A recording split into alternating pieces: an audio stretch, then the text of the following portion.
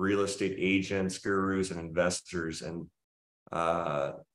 these guys check in and watch my stuff now every week because I'm about a week ahead of the news on most of these updates.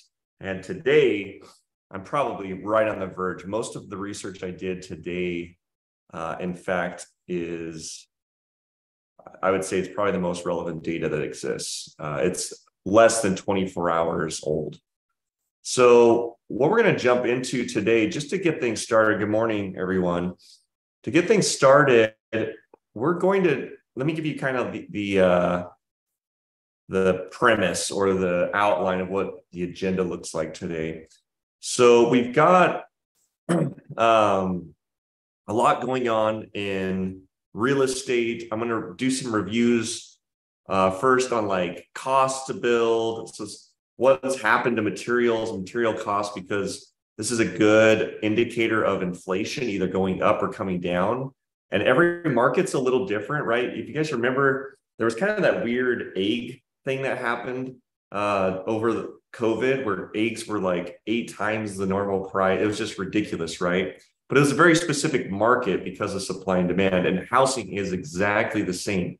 Just because the Fed's raising interest rates doesn't mean that it affects inflation on every market the same way. And so we're going to take a look at costs, some base costs for building and homes, to see if inflation is starting to, kind of bring down that sector, specifically in the real estate market. And then we're going to do a light, well, I wouldn't call it a light focus. We're going to do a dive on California, because California is about to blow up. I would say it's probably the housing market that's the most susceptible to blowing up.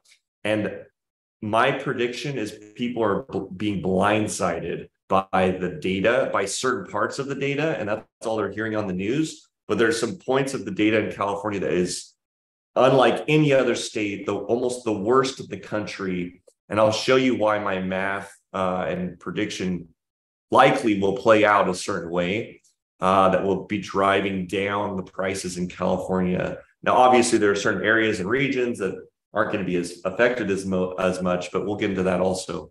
And then last but not least, we're going to be going over, there's 2 pieces of data with real estate that I thought would be interesting. We're going to look at Yellen's claim to this money laundering that's happening in the real estate industry, even though in my opinion, the amount is not really worth looking at. And then we're going to take a very quick dive and update on the CREs, so the commercial real estate world, and how that's starting to crumble and what the likely effects are going to be. And the most important part for the people who watch this channel or check in within the next couple of weeks is really to give you a sense of what can you do about it. Like, how does this impact me if I'm making some life decisions or big decisions? Like, what should I be looking for? And that will be my goal or my intention set for this webinar, is like, let's bring it home. And how does this impact me, and what can I do about it so that I can continue or begin to increase my wealth or help my financial situation? So let's dive right in. I've got so much to go over. I'm trying to think how I want to do this. I've got so many images I want to share with you. Let's just jump right in, and I'm going to kind of click back and forth with stuff. But I'm going to open a couple of these, and then you guys can. We're going to start with the first 7 images I've got here. So the first thing I want to talk to you guys about, let's see if I can get this to go away, is this. And what we are looking at is for home cost, lumber is actually one of the large indicators. I know it sounds bizarre. I mean, service, the cost of labor, appliances, cement largely is regional. But lumber prices nationally are something that you can track. And this is actually the chart that shows lumber prices year over year, even through COVID, in fact. And what I want to show you is, you can see on this chart, dated way back even to 2016, that lumber prices were just at or below 400.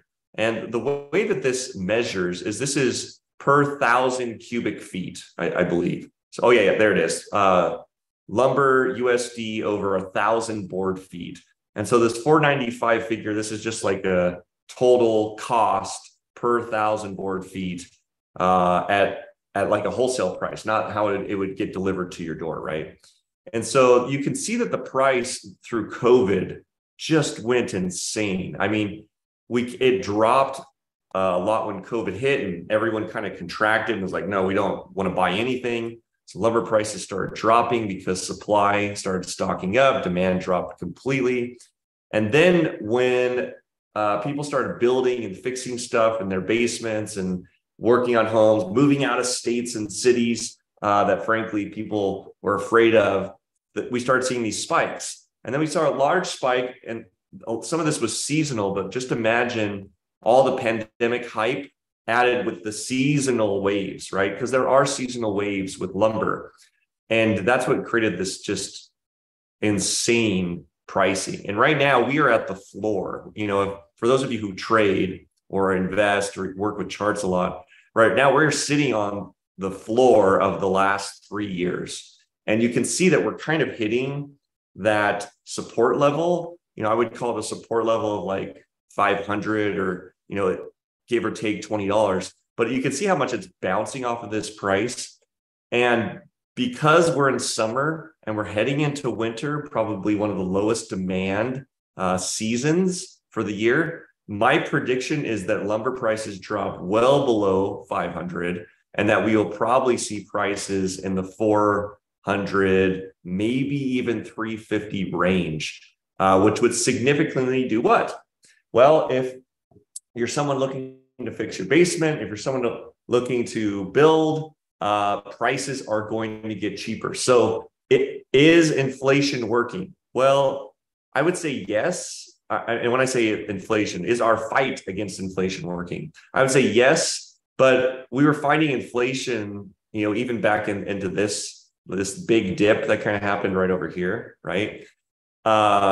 But generally speaking, it's testing this support level. And I would say our fight against inflation is working. The rise in interest rates is putting a lot of pressure on building and new homes in general. And so I would say this is going to drop out. I would say this is going to fall, thus putting pressure on the real estate market as a whole. And this is nationwide. This is not just per state. So what does this mean when we dive into a specific geographic area? I want to show you guys, see if I can find this chart. I want to show you guys California. We're going to do a really quick look at the state of California because I believe that California is in trouble. So one of the things that's happening, and you can see it in this chart, is declining inventory. There's a trend with homes for sale dropping about 23% year over year. Now, if you are in real estate or you understand supply and demand, you would go, well, that's a good thing, right?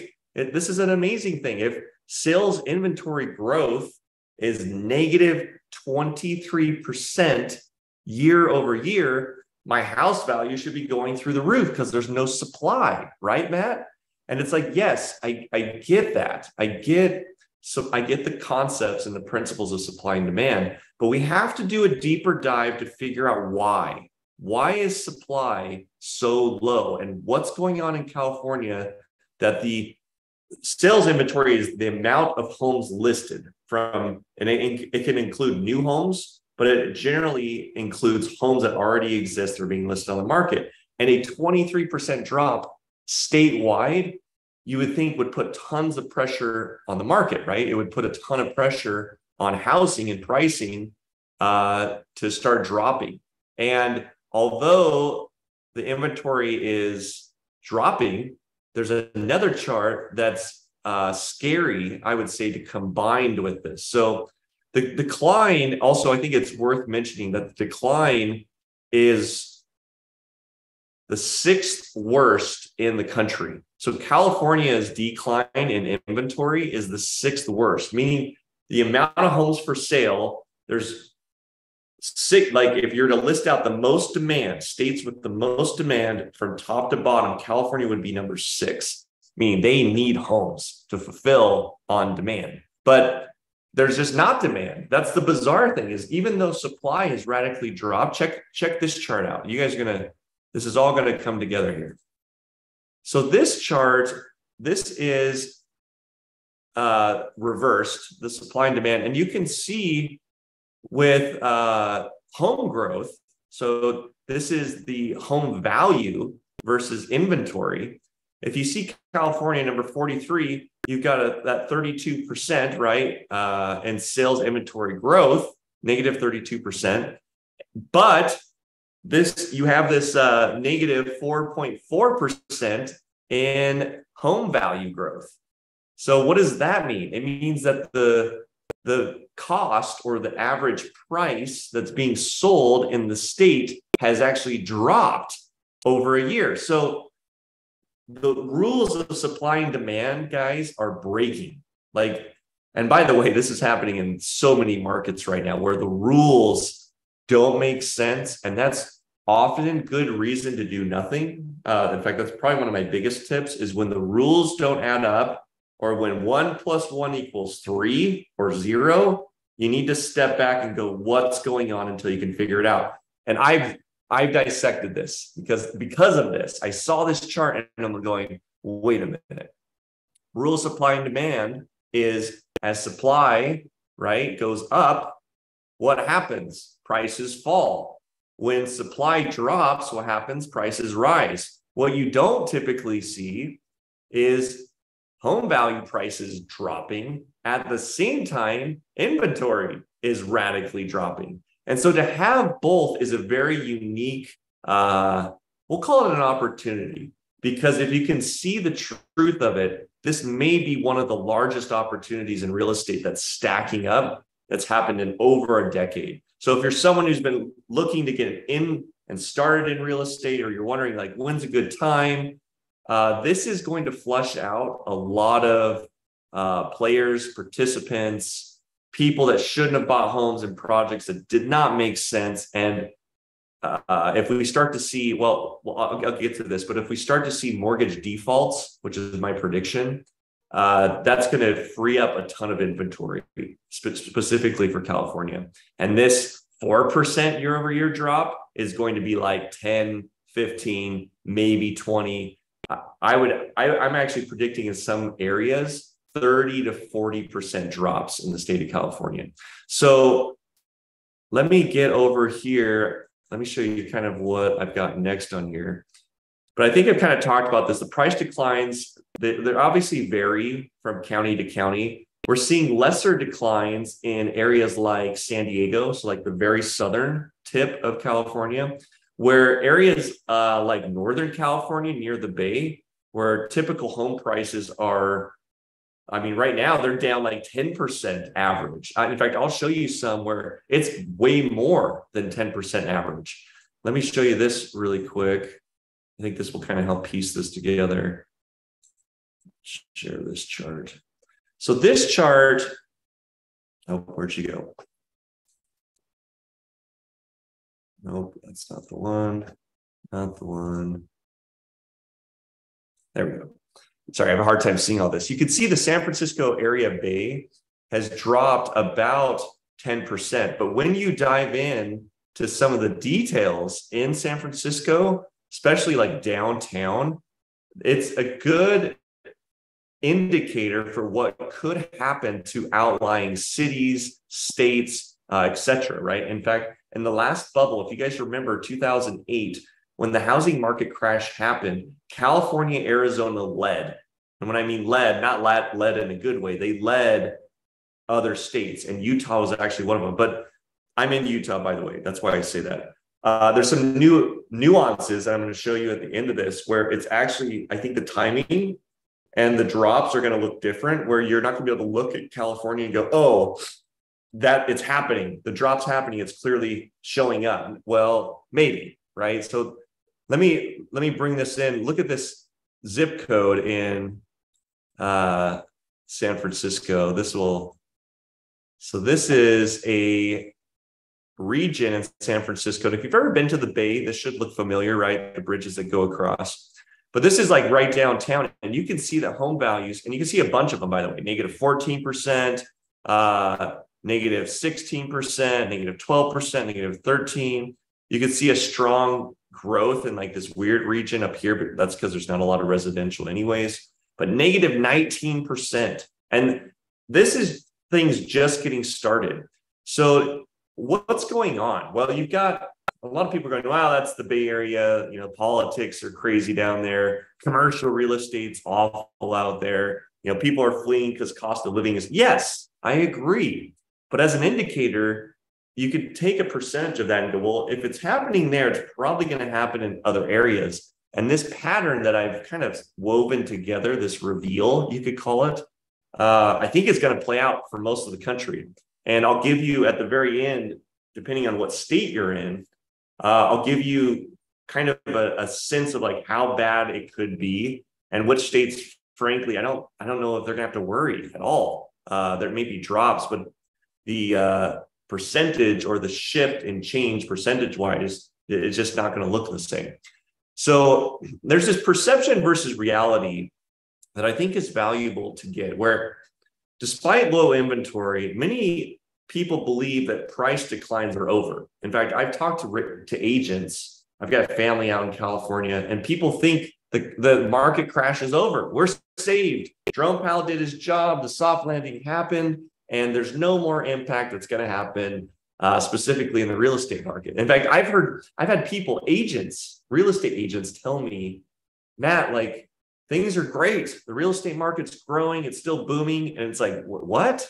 Like, where are you getting your data? Most of the country, most states in the country have very little, if not negative growth year over year. Most states. And so I don't know what, there's this illusion going on. And there is kind of this perception due to this seemingly strong housing market that has increased buyer demand. Like there's this weird thing going on that I think specifically people in California are disillusioned to sell. They're holding properties that they normally would sell, but they're holding because they have equity. They have equity, but they can't get the price that they wanted. They want the price to go back up to where it was, or it's been sitting on the market for 90 days. And they're like, wait, you know, what happened? Because they got so used to the COVID crisis where things were just flying off the shelf. And now they're holding it and frankly becoming, I would call it house poor, where the amount of, and we're going to talk about this at the end also, the amount of debt that the average household has versus how much their mortgage costs versus their annual income is at scary record numbers. We are nationally at, and I'll kind of tip you off before we keep going into this, but nationally, we are at an all-time high in household debt, credit card, and ancillary non-tied debt, right? Debt to assets. I'm just talking about like frivolous debt. The debt is higher per household than it's ever been. And the cost of living, so like how much it costs to service your mortgage, pay your taxes, and the amount of income, the percentage ratio is higher than it's ever been also. And what that means is that the percentage of my annual check that I put into paying for my house every year, percentage-wise, it could be 20% of my check, 40%. In some states, it's 50, 60%. And I mean, just imagine, I don't know how they do it. How do you have 60% of your income, your like how much you make going into your house and you survive? And people go, well, it's because I got all this cash and like it's worth, you know, all my wealth is in my house. And it's like, yeah, but if people aren't going to start selling it and you can't get the money out of the house and the banks aren't willing to give you the credit because they also are tightening up, then there's this illusion is really what I'm saying. And it hasn't caught up, meaning it probably is going to hit in 2024 where people start waking the freak up and they're like, oh my gosh, like I should have sold last year. I didn't know that the inventory pileup was going to create this much of a downside. especially in specific regions. Let me bring up this chart. This was from, where did I get this? Oh yeah, California Association of Realtors. So this is a really interesting chart because it's showing the existing homes sale change, right? The one that we showed, the negative 32.9% year over year. And the amount of homes, the median sales price is 838, just shy of $1 million. Unsold inventory index is 2.2 months. So like things are still moving, and median days on market is like 15 days. So like when you look at it this way, it's like, no wonder I'm disillusioned. Everything's fine. All's well. And then if you look at this is where things start to get a little scary, and how it has me see how fragile the housing market is being propped up. Because one of the data points, and we'll get into this a little bit later, one of the data points that's holding everything together is, even if you're strapped, right? Even if 50, 60% of your check is going towards your home, everything's fine until what? Until you lose your job, until like you have an issue with like you're making that payment, right? And right now, the unemployment is so low. People lose their job, they get another one in a month or two. And so it's not affecting our monthly ability to pay for things, specifically the housing market. This is sales struggle to gain momentum as mortgage rates rise again. And so this is just the same data that I was showing you earlier, but more over a period dating back all the way to 2009. And to give you an idea on where we're at, this, guys, looks and smells like 2008. And this data specifically, if you look at this line and you look back to when it's been this low, when our year over year gains have been this low and the inventory has been this low, look at when it happened. Yeah, I actually saw a video, not on this in particular, but it showed the parallels of data that's happening from 2008 to today. And everyone's like, oh, it's not the same. It's not the same. I get it. I get that subprime mortgages aren't going to be the domino that kicks us over. But was that really the problem? Like if rates had gone up and people could have afforded to pay for them, they would have kept their house. So really, this is an affordability issue. And this is how I weave this thing back in to kind of give you guys what is going on and what to look for. We're talking about affordability. And when you play with any variable that makes something now not affordable, something happens, I lose my job, or my credit card interest rates go way up, and now my debt to service that costs me a bunch more, or, fill in the blank, right? There's lots of issues around this. But when you look at 2007, 2008, we are sitting, you could almost say, outside of COVID, and COVID only because of the stimulus, we bounced back. But you could say that the data looks and lines up very similar to 2008. In fact, my business partner, Kevin, I remember sitting down right around May of 2020, where we sat down with our entire group of members and started laying out this data. And then all the stimulus started getting cranked in. And had that not happened, none of this spike that you see here in May 20, right here, none of that would have happened. None of it. Because without the stimulus, you wouldn't have had all this extra cash and combined stimulus with low rates. Now we have high rates. And do I think there's going to be stimulus? I don't. I do not think that this cabinet is going to, or even presidency is going to have an appetite to give more stimulus, because right now, one of the main topics around who's going to get elected is fiscal responsibility. And no one's been that. I'm saying both sides. Trump was not fiscally responsible. Biden was not fiscally responsible. In fact, you can go back, my last episode, I showed a chart of Democrat or Republican. They're incentivized to give out handouts. That's just what they do. And so this is a strong indicator that seems backwards, doesn't it? It's like, how in the world, when we had the lowest on record inventory in 2007 to 2008. How did this thing blow up? It's the same thing. It's the illusion. It has to do with our sentiment. And if we think all's well in Zion, and we don't go out and spend, and we don't go out and sell off things when they're overvalued, we call it marked to market. Like, we don't actually do that work. Well, and I would say it'd be really hard to do that right now. I would say most individuals, most households don't have it's not a mental capacity issue. It's like they just don't have the tools to like really figure this data out, because it's really confusing. And the main variable is inflation, because it seems like things have been going up, but that negative 4%, that 4.1%, or what was it on the California one? 4.4, that is on top of inflation. So the actual value of homes has dropped significantly. It's just the number, because of the inflation in the dollar, has actually been a lot less. In fact, here's a fun story. So I've had this here for a while. I don't know how many of you guys have seen this. I'm gonna put this here for you guys to see. I need a place to like sit right here. This is actually a really cool piece that goes really well with what we're talking about. But this is my Zimbabwe dollar. This is how many zeros we got there? I think this is a trillion. Yeah, this is a $100 trillion bill, $100 trillion bill. And I need to get it to straighten up. But Zimbabwe went through what's called hyperinflation.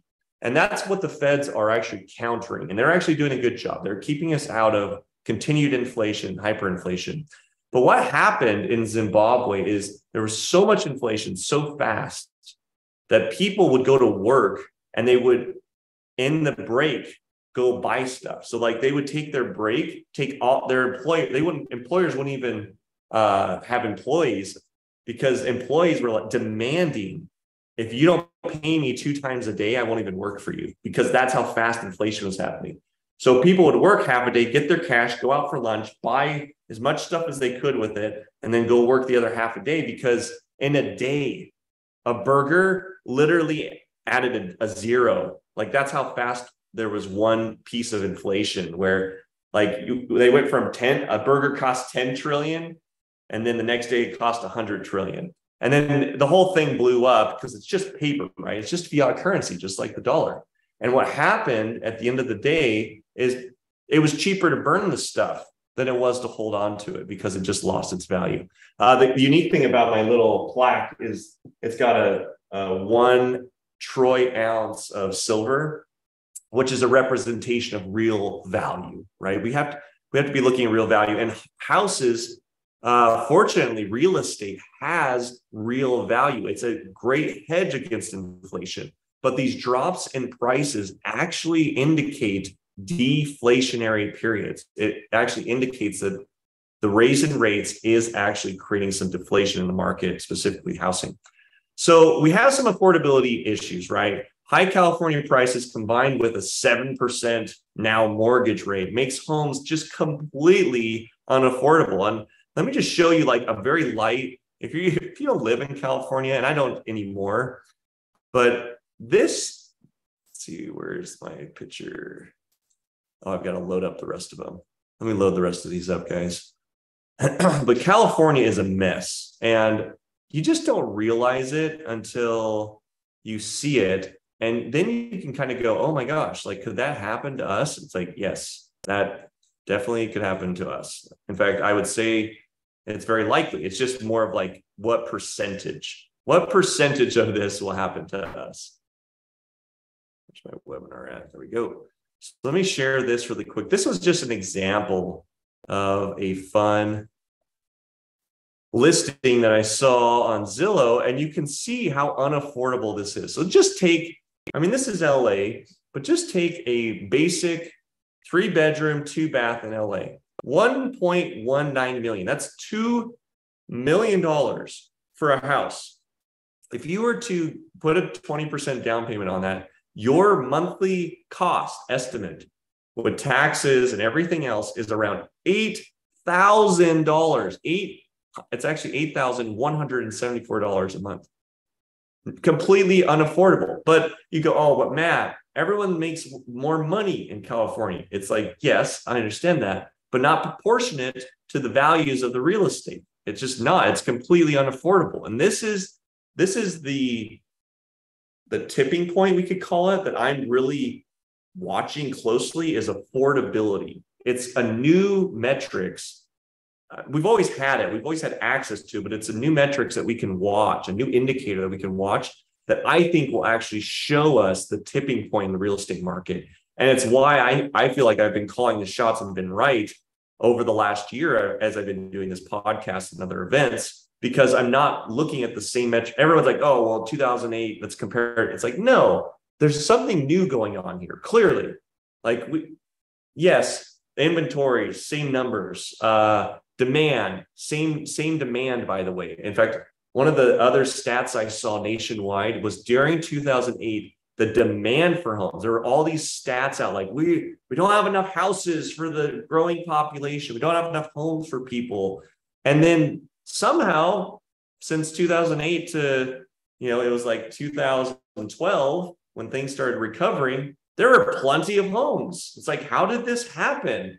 And it's because people have second homes. How many people do you know that have a second home? How many people do you know that are in the Airbnb business and they bought a house for probably way more than it's worth, but because they're renting it out daily or they're renting out weekly or monthly, they can afford an $8,000 payment, right? Because if you're renting this out for $3,000 a week and people are willing to pay for it because it's it's in LA, it's maybe a vacation area or whatever, it makes sense. But there's two factors that I've been watching really close around we call it like a short-term rental market.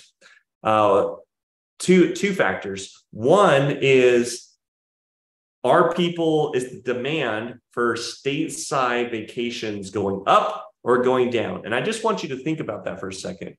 Based on COVID, based on lockdowns, just look at your life. Like, where did you go on vacation? And the percentage. Do you think more people did staycations, meaning not like in your own house, but like they went somewhere, they went down the street or they went to the city or they went to the state across the border? And you remember with international travel during COVID, borders would lock down. People would lose their trip. And so there was kind of this fear of like booking a trip, I don't know how many of you guys are watching what's going on in Hawaii right now, but like Hawaii has asked people not to come because it's on fire. Same idea. We were on fire, but it was COVID and the country was asking us not to leave. So all this staycation or keeping vacation money inside of the country was what was happening the last couple of years. So Airbnb rentals, if you're in that business and you saw, your occupancy going through the roof, you're raising your rent rates, you're going, oh, I should buy some more properties. This business is doing great. Well, then what happened? Rates start going way up. People's ability to go vacation goes down. I would even say that the demand for people to work in offices had a lot to do with this also. People were like getting Airbnb rentals and working from home, and businesses also aren't playing into that. So we have multiple factors that are playing into the short-term rental market.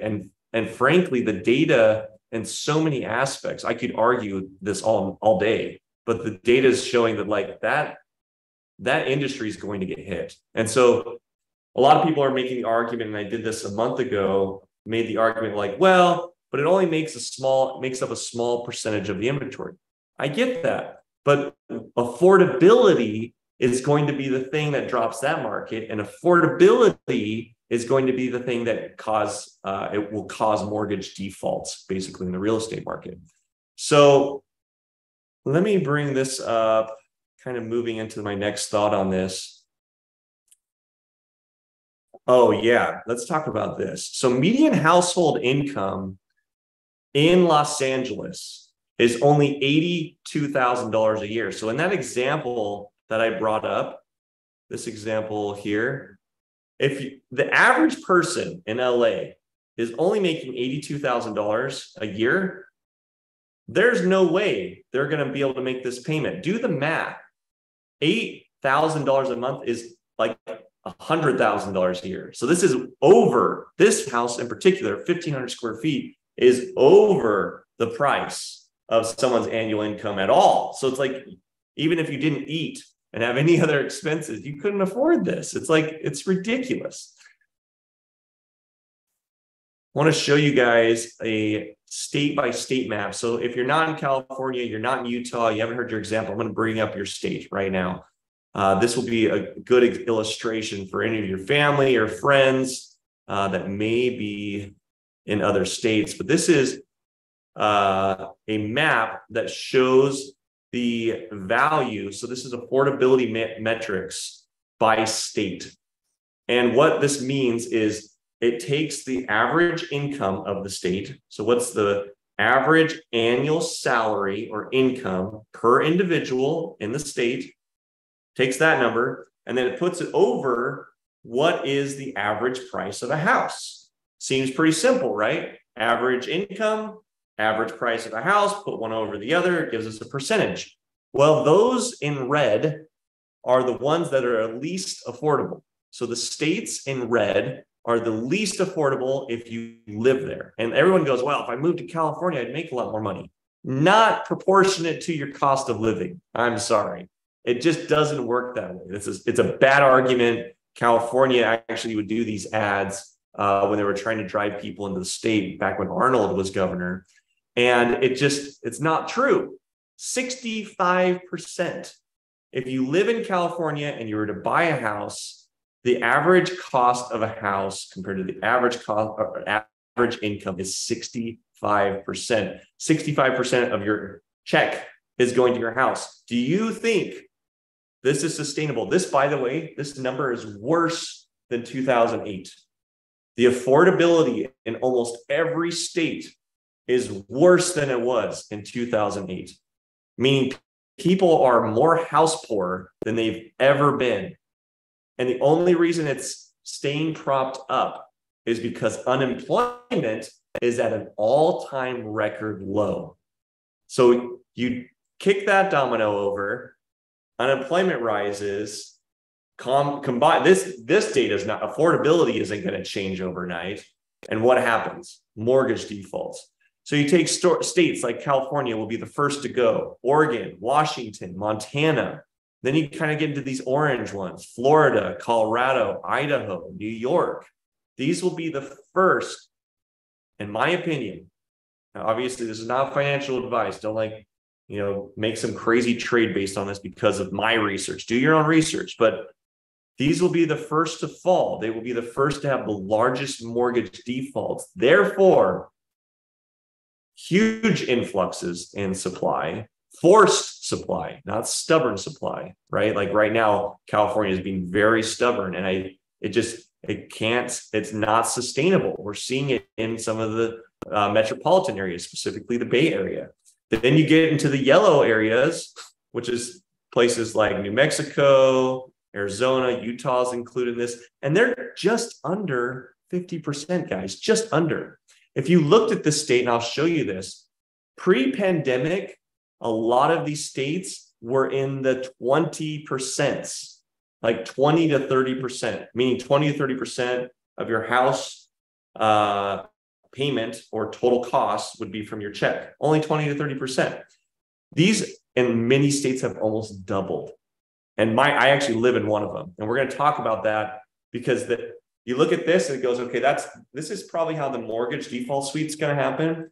But the houses that are just purely going to have price drops because they climbed the most, the unaffordability climbed the most, are actually the states I think are going to have the biggest drops. And this map does not clearly show that. Utah is actually like number 4 worst state and the fastest inclines in affordability, meaning we went from like 20 to 40% in 3 years. It's just ridiculous. It's not sustainable. And it was propped up by people in California and these other states that had tons of equity moved over. But the amount of income that people are making here is just not, it hasn't changed much. It really hasn't gone up, even with the people in California moving over. So I want to show you this mortgage debt by state, and this will give you also another reason why I think California is in a lot of trouble. But before we do that, I want to show you some evidence of why I think buyers are stubborn. This is here we go. This is a chart. Let's see if I can blow this up for you guys.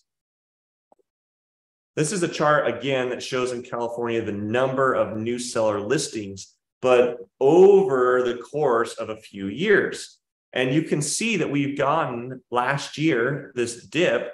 California had one of the lowest seller listings ever recorded, like ever. Even 2008, it dipped lower. And then there was a spike that happened, right? And then there's probably going to be another drop in inventory like following this. It's just this weird phenomenon that's happening. But this is not sustainable. There's no way for this to continue to stay this way. And if supply stays low, the only thing that will happen is that, 65% affordability is going to go to like 70% or 80%. And it's like the state is going to collapse. People are going to flee at a record level if things don't shift. And what that will typically impact is people's jobs. People will need to leave their jobs, they'll quit their jobs, or they'll move to somewhere where they can make more and spend less. And it'll be forced. Or, I mean, California does. The alternative is more people just start living on the streets. And California is, unfortunately, an example where that is happening a lot right now. Okay, here's the mortgage debt by state. Show you guys this really quick. I wish there was a quicker way I could bring these up. This also shows California's mortgage debt by state. Now, this is accumulative. This does not factor in by person, like how many people.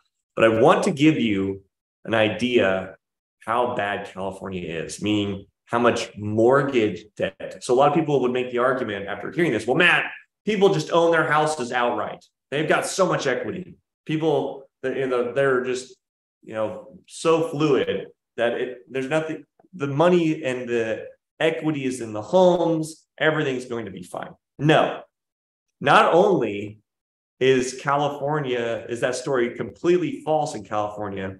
California is the worst, meaning there's the least, based on this data, likely, I mean, this doesn't say it specifically, but likely the worst equity position in homes in the state out of all the states in the country. And this is why California is really bad compared to like maybe the drop that may happen in other states. $2.2 trillion in mortgage debt. Texas is second to that. People would argue, well, there's more people that live in Texas or California and Texas, but it's not 2 times. It's not this big. And New York is 0.72 trillion. Yes, I get California is a huge state, massive population, but it is not 2 times the size of Texas and Florida. So this gives you an idea from a positional standpoint, the equity, which in business or in a startup, you would call this runway. This and how long this is kind of inverse. You guys know what runway is, right? Like when you take off on a plane, you need so much runway to make sure your plane gets off. And the more runway you have when you land, the easier it is to land your plane. I don't know who made this stuff up. Why we talk about the economy through the eyes of an aviator, but we do.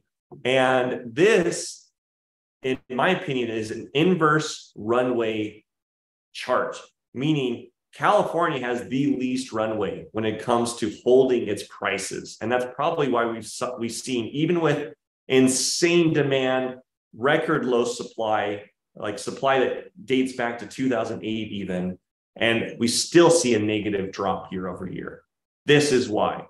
It's because people in their homes don't have runway.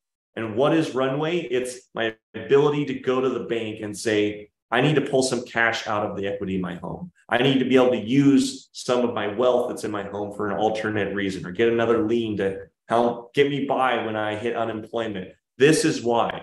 And we haven't had the unemployment dial kick. It will. The charts show it, and I'll show it to you in a minute. Historically, it's going to go up.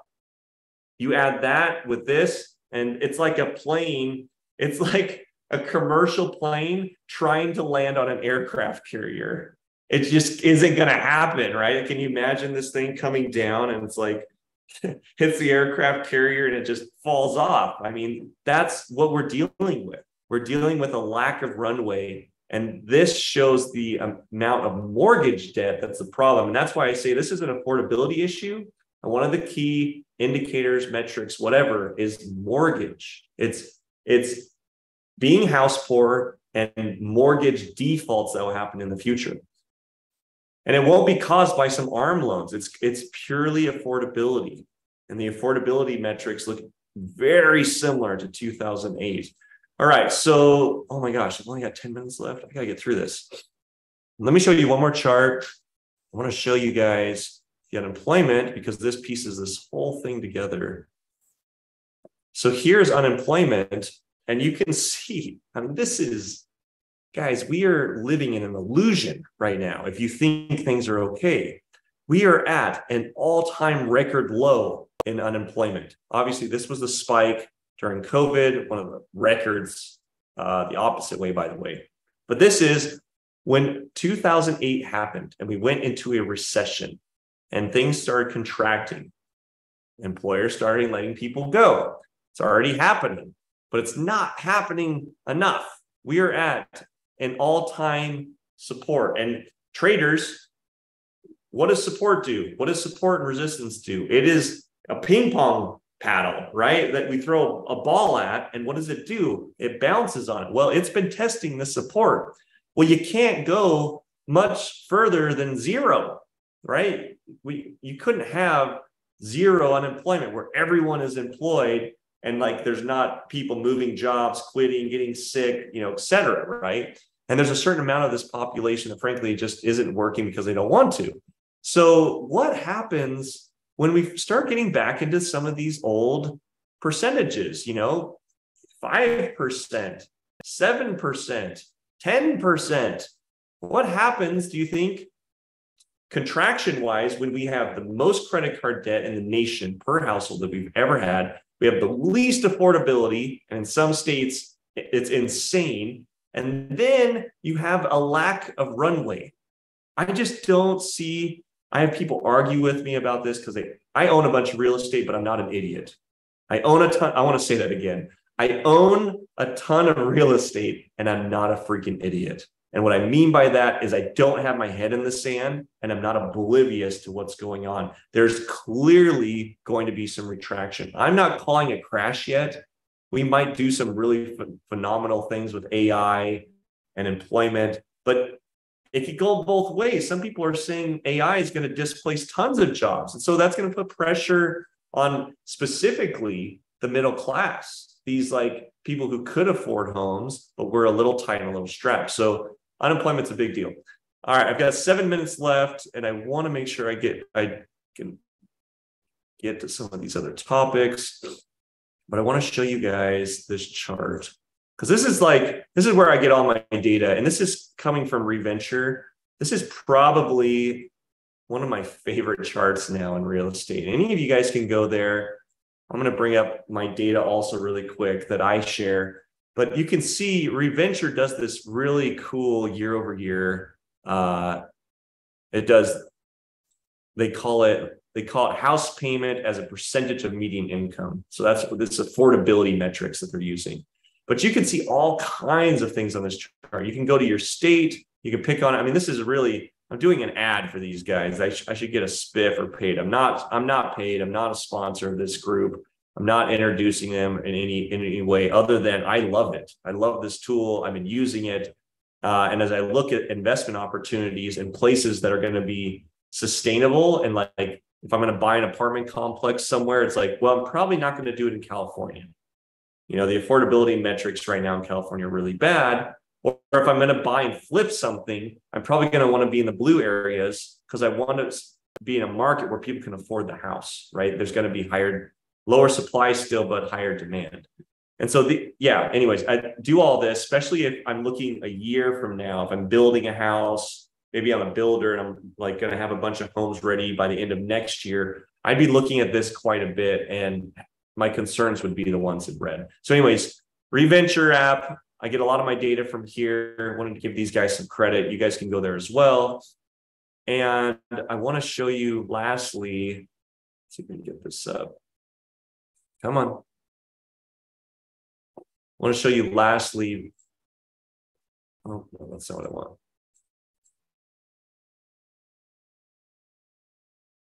My data charts, which I get straight from realtor.com, and I get it before pretty much anyone else gets it.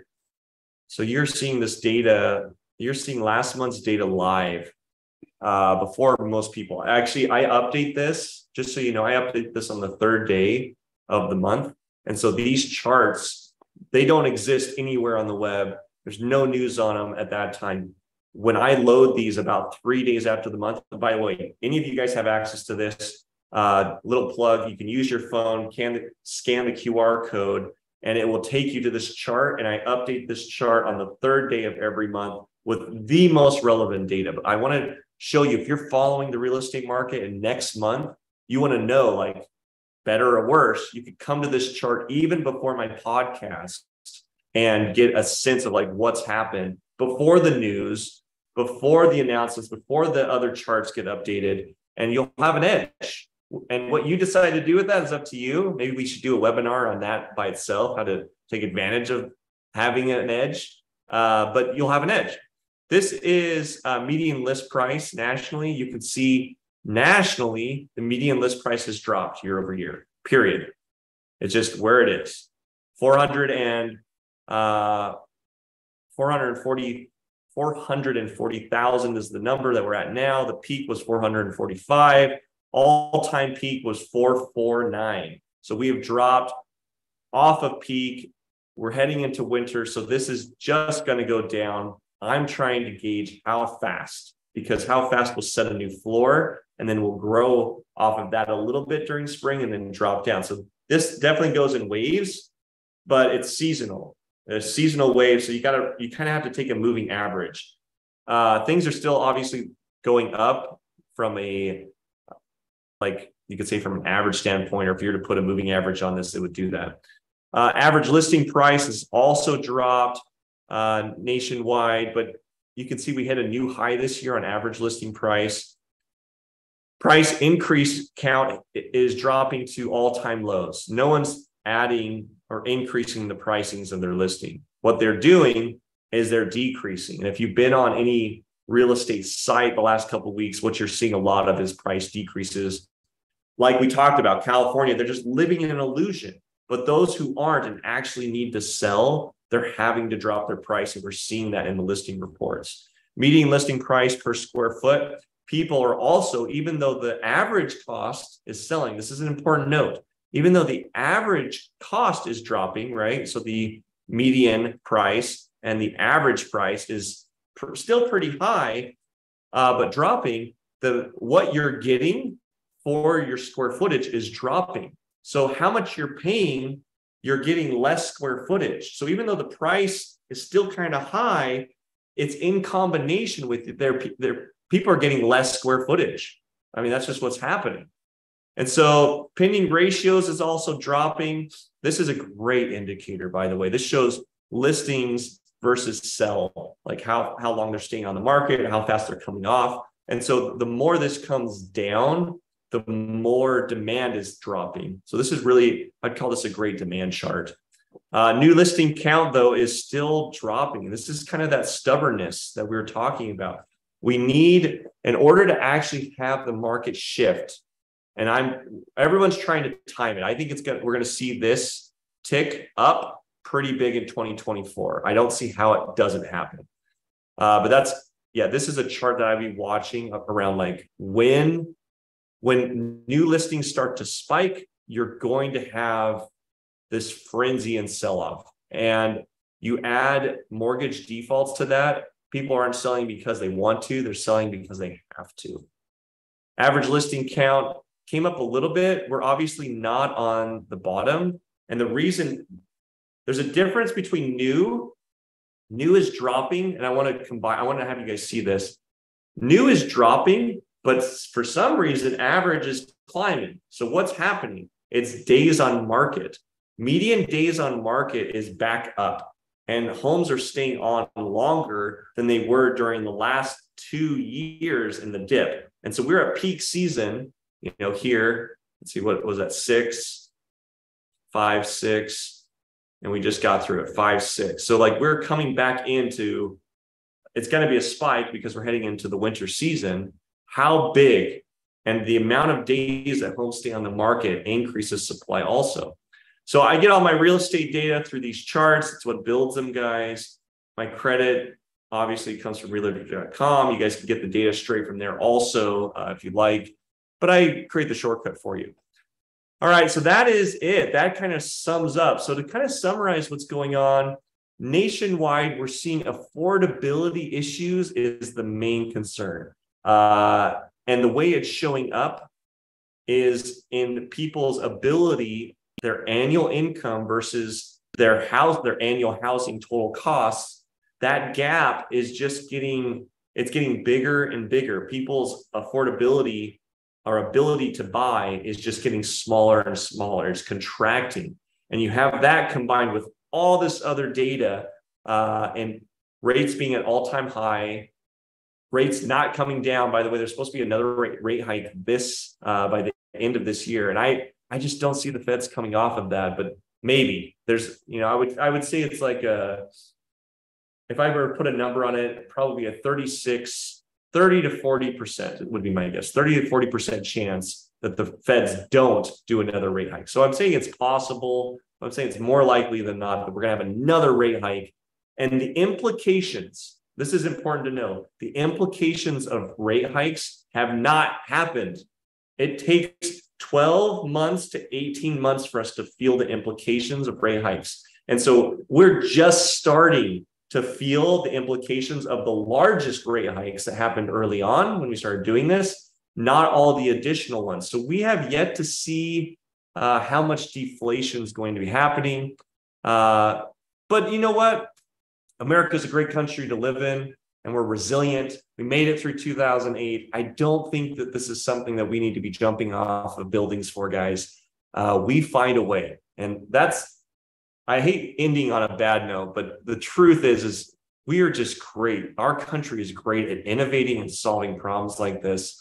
And I just don't see that we're going to lose that ingenuity and innovation in the next 5 years. If nothing else, this is a great leveling field opportunity for you to step in and say, I'm going to start a business in the next couple of years. I'm going to get into real estate in the next couple of years, because the best businesses are built in hard times. The best portfolios are started in the worst times. You don't want to start 2 years. You would have been screwed. You would have lost all your gains if you had started a business or a real estate practice in the last 2 years. Obviously not as an agent because you're just getting fees. But if you're building a portfolio and you had just started 2 years ago, it was probably the worst time to do that. But now is the time to start looking at like, what's a good business I could start? What's an opportunity in real estate to start taking advantage of? Because if you can make it work now, when rates come down, you are going to be blissing out. And what I mean by that is things just get better, and you can grow faster, grow into that. And frankly, the profits just get better as we have QE, as we have quantitative easing. The people who are tough and building on really hard times flourish the most. So there's your tip. Obviously, again, not financial advice, but I like giving you guys things and seeing your lives change. So that wraps up our summation for our Friday real estate forecast. And hope you guys have a great weekend.